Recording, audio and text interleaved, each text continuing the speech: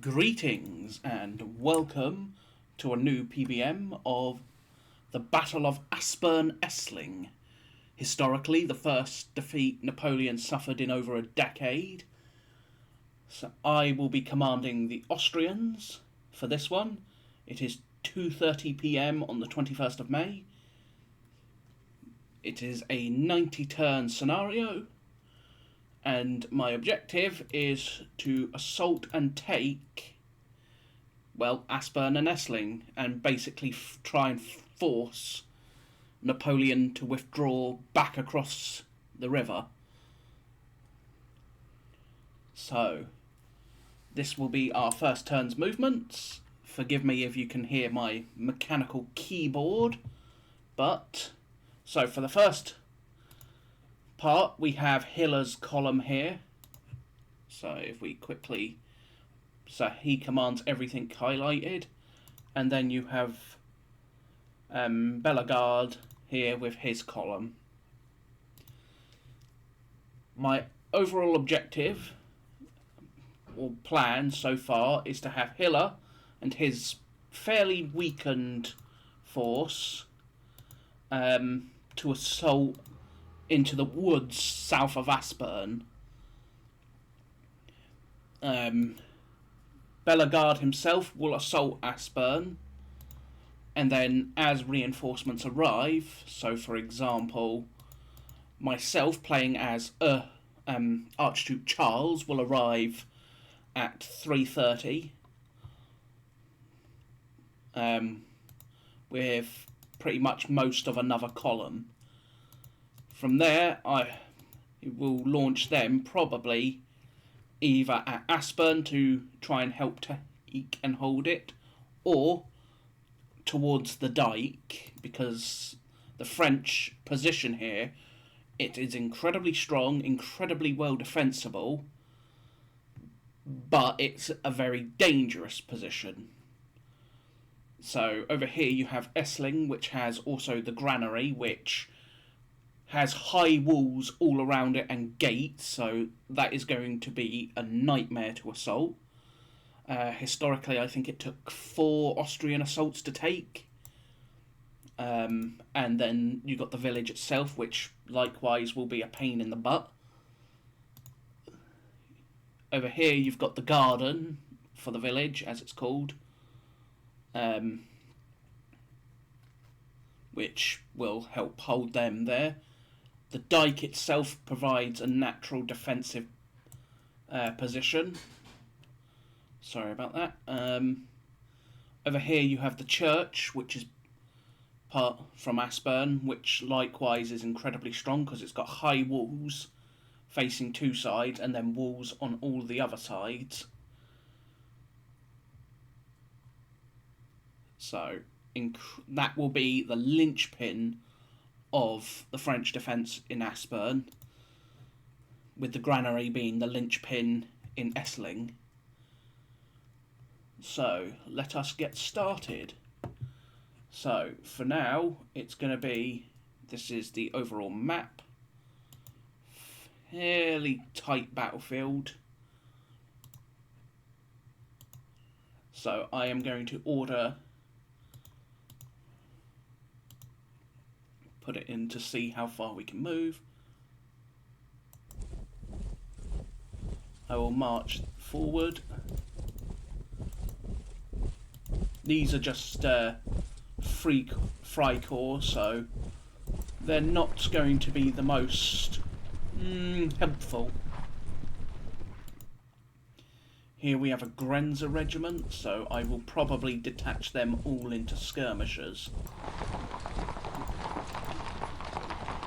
The advance guard of the first column, sorry about that, my forces, the big strength that this part has, which is the advance guard of the first column, is the infantry regiment 60.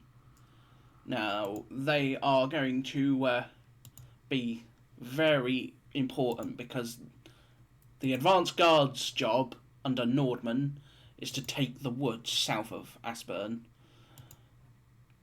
As I said, The other part will probably launch the assault on Aspern itself. If not, they will move to support. Depends on how the situation and my opponent reacts.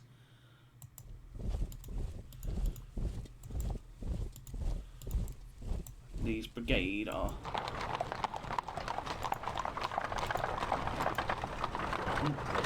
more Freikorps.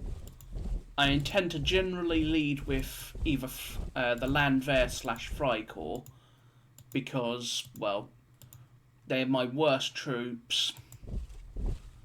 They're, for lack of a better term, expendable.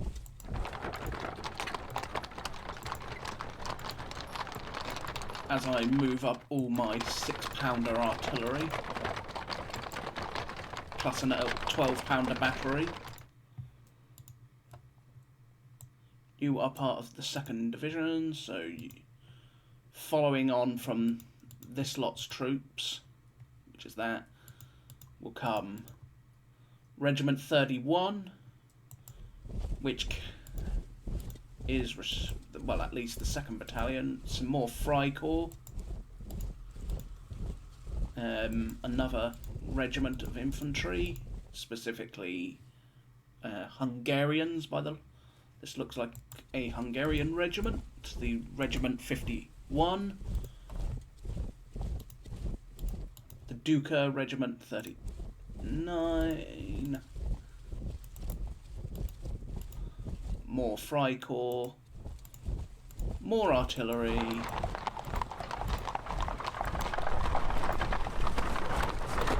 we also happen to have a bunch of cavalry. So who do you belong to? You're just literally attached directly. So this is the 7th Hussar Regiment.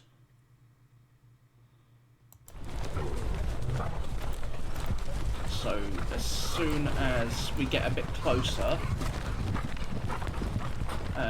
we've got the Dragoon Regiment 1, Archduke Johann's regiment. Sorry if the sound is a little off. I'm gonna quieten that down a little bit to hopefully make it better. We'll move you there, and otherwise it's just going to be march forward, march forward, march forward. Remember the soldier's proverb.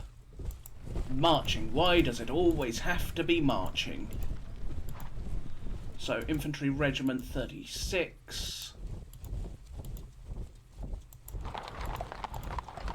We've got the Jaegers. Infantry Regiment 10. Thankfully, the column under Bellegarde will be considerably stronger, as these regiments are more akin to their full-time strength, with 1,000 men apiece generally. 12-pounder battery, some more infantry from the 17th Infantry Regiment, which between their 3 battalions is over 3,000 men, so it's a nice, strong unit.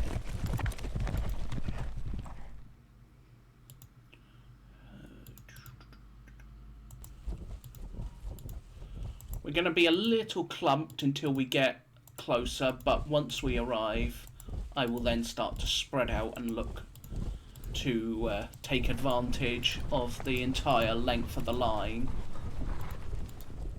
Move up the wagons. Always important to have wagons. Sorry if you're hearing that in the background. Here we've got Chevaux Légers. A regiment of Chevaux Légers. Some more horse artillery. And then one last follow-on of troops. Erbach. And another lot of artillery. For the most part, the wagons, I think, will just generally slowly get onto the road, and that's going to be about it.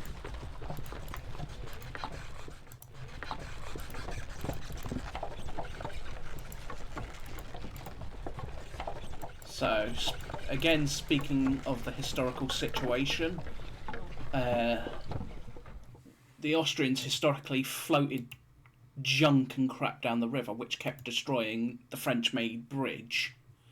So, it kept interrupting French flow of reinforcements across the river. In this case, the bridges have been strengthened from what they were historically with this scenario. But otherwise, it's fairly historical. I think the only other change is Devoe's third corps will arrive on the morning of the second day of the battle. So, it's 90 turns, we can see 60 hexes, but we can't really see anything. But otherwise, we are set, ready, and able to go. Hopefully, this will be a good series for you to watch, even with my crappy commentary. But otherwise, I will hope to see you all for the next part.